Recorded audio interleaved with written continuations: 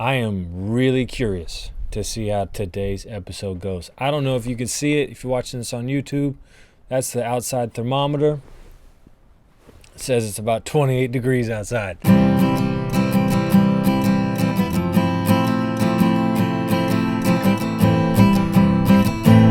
Hey, welcome back to the podcast, ladies and gentlemen. It is season 2 coming out January. Happy New Year. Hope you're having a fantastic day. I am really curious to see how today's episode goes. I don't know if you can see it if you're watching this on YouTube. That's the outside thermometer. It says it's about 28 degrees outside. And I am here filming because I promised myself I would. And if I'm going to do episodes about integrity, I'm going to do what I say. So here I am outside in Texas. This time yesterday, it's like 75 degrees. This morning it's 28. I got the shivers, but it's okay. I got my footies on, and I'm saving my coffee for when I go inside. All of this is superfluous information, but it's where I'm at the moment. Man, I'm excited for today's episode. I'm always excited, I know. Some of y'all are going to post in the comments at some point. I always talk about how I'm excited for today's episode, but I am because we're talking about stuff that it matters. We're talking about stuff that can help us live better lives. And by better, I mean we're coming more in contact with who we are as people. And that can always lead to better families, better communities, better cities, and on it goes. So yeah, I'm excited about what we're talking about today. Today we are talking about books. And if high school me knew that I was talking about books today, he'd laugh. And I'll get more into that here in a minute. But before we do, man, I'm not even going to be able to talk with my hands today. My hands are in my pockets. It is cold. But you know what? Someday in the future, I'm going to have a house with my family, and I'm going to have a studio where I make my art, where I write my poetry, and where I film these podcasts. And it won't matter so much that it's 28 degrees outside. Man, I'm paying my dues right now. Come on. It's a great day. Anyways, before we get into all that, please remember that if you only have 30 minutes to do something to help make your life fuller, to make it richer, I hope that you keep this podcast in mind, because the goal of this podcast is to help you live life to the fullest. So like, subscribe, leave comments, leave a rating and review. All of those things that you do, all of those things help us grow this podcast. And if our world is suffering from a lack of good content that is enriching the lives of people, then the best thing we can do is promote those things like this podcast that are intended for the good of others. So like, subscribe, leave a rating and review, hit that notification button. All of those things help us grow this podcast. And man, I can't wait to see where this podcast is in a year. I can't wait to see where this podcast is in 5 years, 10 years, what we're doing. All of the things with the goal of helping people live life to the fullest. So, I'm a little extra bouncy around if you're watching this on YouTube, but I'm cold, and it's okay. So today we are talking about books, specifically 3 books that I think you should be reading in 2022. Growing up, I was a struggling reader, and I don't know, maybe I was dyslexic, 88, whatever. All those labels don't matter. There was something about me that made it difficult to read. And, in high school, I think I read, in all 4 years of high school, I think I read 1 book. My wife will tell you that I made it through 4 years of college plus 2 victory laps without reading much of anything. The only class I remember actually reading was a constitutional law class, and I found that content somewhat interesting, so I read some of it. But I made it through college with a 3.0. No, I did not cheat. I just was smart enough to know I could do other things to bolster my grades without having to waste time, what I thought back then was wasting time, reading books. And then I honestly don't remember what happened in my adulthood that triggered the change. But one day I was picking up books and I was reading them like my life depended on it. And I'm trying to see if my camera is working. Yes, we're okay. All right. So I picked up some books and man, I dove in. I don't even remember what the first book was that really snatched my attention and held me for a moment. And then those moments became longer moments. And then next thing I know, I was an average reader. And from then on, I've always got 1 or 2 or 3 books going at a time. Like right now, I've got a couple of books that I'm working on. One of them I'm going to talk about today. But the thing that I noticed about reading, and the thing that I've held to and clung to as an adult as I've been reading more and more, is that reading books is a gift that I think oftentimes goes untalked about. We don't discuss the significant benefits of reading. And I think one of the things that breaks my heart the most is when I'm in schools and I'm seeing kids and I'm talking to kids and working with middle schoolers and high schoolers and even the little elementaries. I think the thing that I find heartbreaking is kids aren't reading anymore. Kids aren't picking up books for the love of books. And somehow, through our standardized testing, our curriculum, the way we do school, we have squashed the love of reading. I mean, just squashed it. And I feel so sad about that because, man, there's such beauty in the written text. And what it does and what it allows for your brain to do is significantly different than any other media source out there. It's a participatory media. Like you can't just sit and veg out and zone out. When you read a book, it impacts your soul.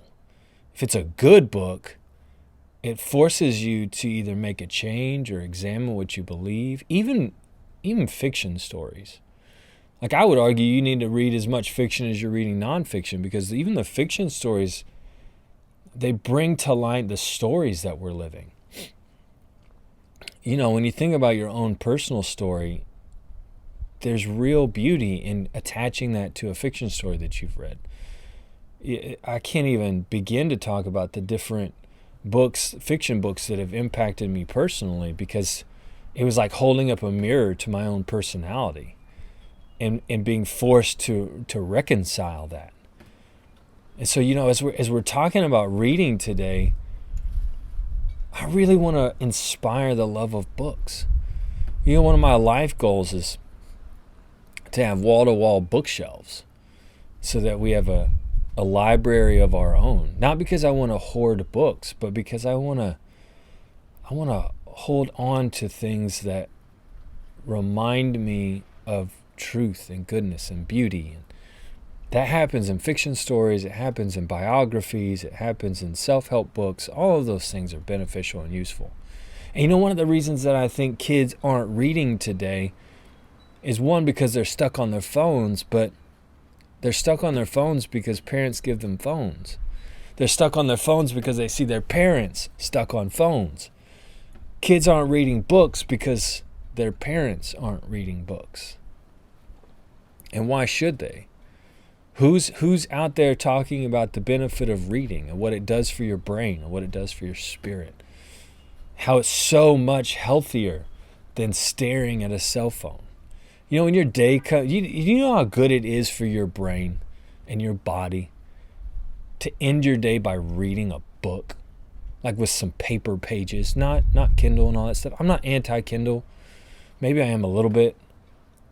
But there's just something special about holding paper and reading it. And it's wonderful. And it's so good.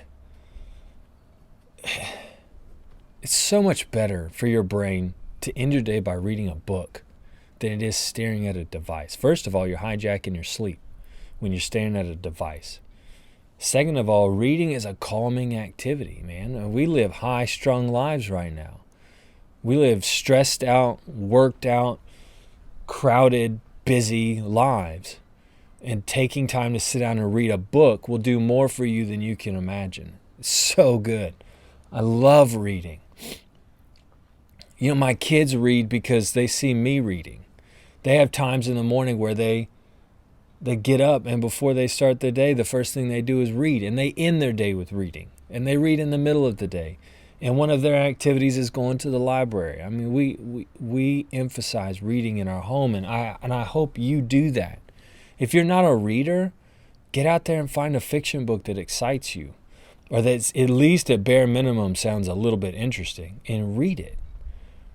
Carve out time. Oh, I don't have time. Yes, you do. Everyone has the same amount of time every day.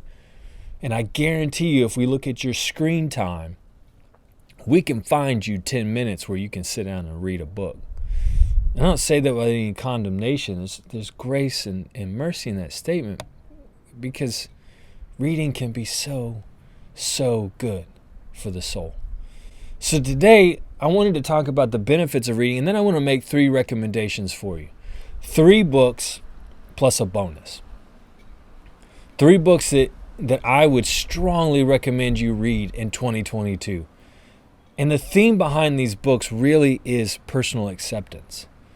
Being who you are and taking time to dive into that. And all 3 books come at that from very different angles. And that's what I want to talk about. I'm going to share little sections of these books. I'll post the titles and the authors in the show notes so that you can look those up on Amazon. I'm not going to put Amazon links on there because I'm not an Amazon affiliate and I'm not trying to sell you anything. If you really want to read these books, which I hope you do, then you can copy and paste and search on Amazon. It won't take you 2 minutes. It'll be great. So the first book I want to talk about is this book right here, Get Weird by CJ Casciotta. And I bought this book because I was listening to Andy J. Miller, and his podcast, and he had CJ on there, and this was a couple of years ago that I listened to him on the podcast, and he talked about his book that had just come out, and it really intrigued me, and so I grabbed it as fast as I could. I think I had to order this one online. But the thing about this book that makes it so worth reading is that it is an encouragement to discover what makes you different. Because see, here's the deal. Everything about our post-industrial, postmodern culture is about creating sameness. About creating... You know, the guys that made The Matrix were prophets in a way, because that's what the system is attempting to do to people now. We're trying to create batteries. And you know, the thing about that movie is when you see those battery towers in The Matrix, everybody freaking looks the same little gel pod. And that's what the capitalist, postmodern, post-industrial system is trying to do, is make everybody the same, to make everybody standardized. And this book from CJ is really about diving in and finding what makes you different and embracing it. And that, more than anything else, is the beauty of the human experience when it comes to things like this, right? So we've got to find what makes us us. We've got to find the thing that sets us apart from other people, because that's the thing that the world benefits from. Because when we bring our weirdness, and you know, and CJ talks about that in this book, when we bring our weirdness into the world, we make the world better. And what we need are communities of people that accept the reality that we're all different, and that it is our differences that make us beautiful. And you know, there's this passage in here that I wanted to highlight. And CJ says, "I'm tired of living white-knuckled. I want to release my clenched fists and exchange them for open arms. I want to widen my welcome. I want to expand my capacity to love beyond what's simply convenient or constructive. I hope my attitude and actions toward people today continue to bring them joy long after I'm gone. They don't need to be big or grand, just kind and intentional. It's amazing that kindness is now a weird concept in our culture, a genuine way to stick out in a sea of same.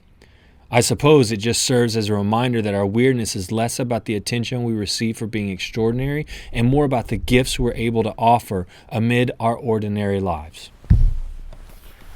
Life can feel really mundane. Life can feel really same after same after same.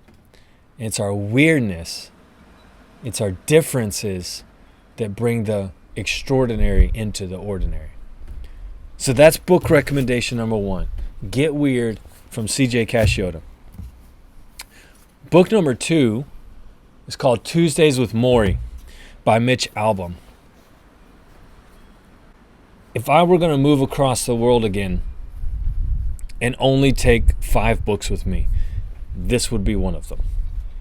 Tuesdays with Morrie is a profound book. And the premise behind the book is Mitch Albom's story of life with his old professor as his professor is dying from Lou Gehrig's disease. And it's a beautiful book because it's about the wisdom Morrie gains from his experience of having Lou Gehrig's disease, from having ALS, and the things he's learning as he's dying. And I love the book. I cry every time I read it because it is beautiful. One of the things that I've noticed, especially in light of COVID, is that as Westerners, we have a real aversion to the uncomfortable conversations around death and suffering and pain and trauma. And we do everything in our power to avoid pain, to avoid trauma, to avoid discomfort. And books like this really challenge me personally because I mean, I'm like everybody else. I don't want to talk about death. I don't want to think about the day I'm going to die, the day my wife or my children. I have no desire to make that a part of my daily thought process. But Tuesdays with Morrie made me embrace the discomfort of death. Made me think about those things. And the things that come from Morrie's wisdom in that experience. It's a treasure trove. Like, buy the book because it's a treasure trove of wisdom. We need more of that. We need more wisdom in our lives. We need more wisdom in our day-to-day interactions. And there's to give you an example of that. Mitch Albom writes, as Connie took the plates away, I noticed a stack of newspapers that had obviously been read before I got there. You bother keeping up with the news, I asked. Yes, Morrie said. Do you think that's strange? Do you think because I'm dying I shouldn't care about what happens in this world? Maybe. He sighed. Maybe you're right. Maybe I shouldn't care. After all, I won't be around to see how it all turns out. But it's hard to explain, Mitch. Now that I'm suffering, I feel closer to people who suffer than I ever did before. The other night on TV, I saw people in Bosnia running across the street getting fired upon, killed, innocent victims. And I just started to cry. I feel their anguish as if it were my own. I don't know any of these people, but how can I put this? I'm almost drawn to them. His eyes got moist, and I tried to change the subject, but he dabbed his face and waved me off. I cry all the time now, he said. Never mind. The beauty of the book is in Morrie's wisdom as he dies. And things like that. That one little passage makes me think about how it's not just the beautiful parts of our day that connect us as people. But it's our suffering, it's our trauma. Yes, bad things are bad things. Trauma is trauma. But there is beauty in it. There is beauty in the reality that we are all faced with suffering and difficulty, and we all have to find ways to connect and sympathize and empathize with each other so that we can together get through those things.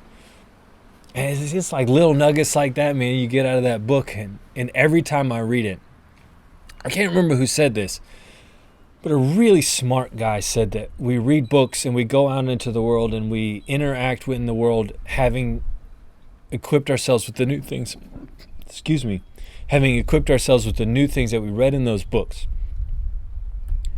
and then we come back and we read those books again and we find new things that we can be equipped with, that we can go out into the world with, because every time we interact with a book and then interact with the world, we come back to the book different, and so we see different things. And Tuesdays with Morrie for me is like that. And then the last book, and thank you to Ryan Holiday for this. I've really benefited from his content on the Daily Stoic. And he talks a lot about Marcus Aurelius, and I'm reading Meditations right now. It's a fantastic, challenging read.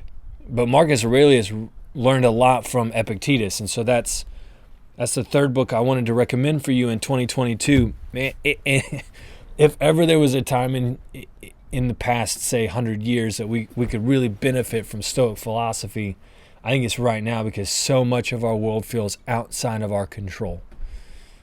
And Stoicism, at its core, the little bit that I've learned so far, is that it's really about focusing on what you can control and letting go of what you can't. I can't control the government. I can't control sleepy Joe Biden. I can't control any of that stuff, but I can control my responses to the external world. And reading Epictetus is really opened my eyes to that reality of so much of the world is outside of my control. So much of the world is beyond what I can impact or influence.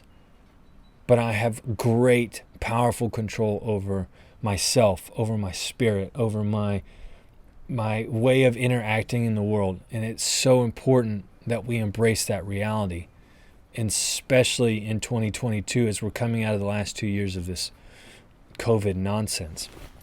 But there's this passage here that I love from Epictetus. He says, "Every habit and faculty is formed or strengthened by the corresponding act." Like, that sentence right there alone is worth owning the book. Walking makes you walk better. Running makes you a better runner. If you want to be literate, read. If you want to be a painter, paint. Go a month without reading, occupied with something else, and you'll see what the result is. And if you're laid up a mere 10 days, when you get up and try to walk any distance, you'll find your legs barely able to support you. First of all, I lived that with COVID, and that's true. So if you like doing something, do it regularly. If you don't like doing something, make a habit of doing something different.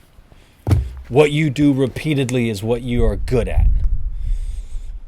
I think a lot of us are really good at staring at our phones. I think we need to do stuff. I love doing things. I love painting and wood carving. And Epictetus is so spot on. The things we do repeatedly comprise our habits. They make us who we are. If we don't like what we're doing, engage in something else. Do something different. So if those are the only books I could recommend to you for 2022, those are the 3 books I would strongly encourage you to invest in. Order them on Amazon, go to whatever bookstore, find you an old bookstore, get you a copy, highlight, write in, make all the notes. These books are supremely impactful and worth your time reading. Now, I do have a bonus. And the reason I have a bonus is because I'm reading this book right now. And I want this is a bonus for all of my artist Christian creators out there. If you need to read this book. I haven't finished it. I picked it up 2 days ago. I'm a third of the way through already. I can't put it down. It's just a phenomenal read, and that is Art and Faith by Makoto Fujimura. Makoto Fujimura is a phenomenal artist and thinker and theologian, and he has inspired me in so many different ways as an artist. Even reading Art and Faith, I'm challenged, even with this podcast, to think about how can I bring more art, how can I bring more beauty into what I'm creating here. And that's why you'll notice today's podcast looks different. And future podcasts are going to look different. I want to do more with this space to promote goodness and beauty. But the book is about understanding the theology of making, Where does creativity come from? Where does art making come from? And it really is an encouragement to artists in the world to bring beauty into the world. Screw utilitarianism, forget pragmatic, all of that. Creating art is about bringing the future into the present, bringing beauty into the spaces of people. And we've got to stop thinking about what is useful and start thinking about what is beautiful, what is impactful, and what is good. So that's a bonus book. I don't know. I haven't read it all the way to the end, but I would recommend, if you're an artist out there, you got to have it. Christian or not, believer or not, Jesus follower or not, wherever you are, if you need something to inspire the artist in you, I'm inspired by it every time. Every flipping sentence is like stabbing me in my creative soul with some kind of goodness. I love it. So those are the 3 books I would recommend, plus a bonus. It is a great day. I hope that this was valuable to you. I hope that you found it useful. I hope somewhere in there you found truth and goodness and beauty. I hope you have an awesome start to your new year, and I can't wait to see what we talk about next week. Till next time, my friends, get out there and live life to the fullest. Cheers.